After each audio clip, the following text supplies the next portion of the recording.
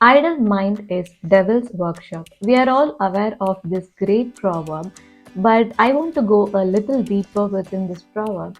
Only very few people are brave enough to cut out or break this devil and make it as their servant. Okay, I'm saying about your mind.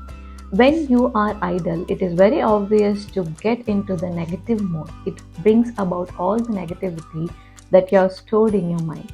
But when you constantly hit that idleness, when you constantly are aware of your mind, you get to know your higher self.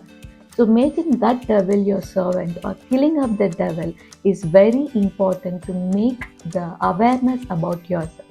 So, don't be afraid of being idle. Make time each day to recognize and be aware of your conscious.